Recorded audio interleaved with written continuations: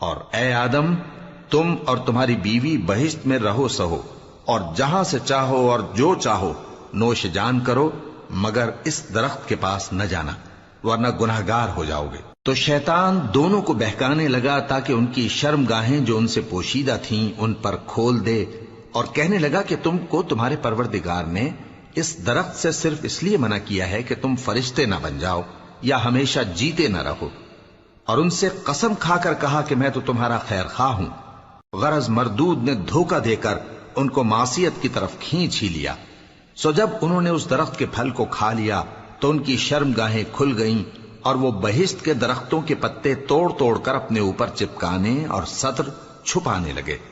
اور ان کے پروردگار نے ان کو پکارا کہ کیا میں نے تم کو اس درخت کے پاس جانے سے منع نہیں کیا تھا، اور جتا نہیں دیا تھا کہ شیطان تمہارا کھلم کھلا دشمن ہے؟ دونوں عرض کرنے لگے کہ پروردگار، ہم نے اپنی جانوں پر ظلم کیا، اور اگر تو ہمیں نہیں بخشے گا اور ہم پر رحم نہیں کرے گا تو ہم تباہ ہو جائیں گے۔ فرمایا تم سب بہشت سے اتر جاؤ، اب سے تم ایک دوسرے کے دشمن ہو، اور تمہارے لیے ایک وقت خاص تک زمین میں ٹھکانا اور زندگی کا سامان کر دیا گیا ہے۔ فرمایا کہ اسی میں تمہارا جینا ہوگا اور اسی میں مرنا، اور اسی میں سے قیامت کو زندہ کر کے نکالے جاؤ۔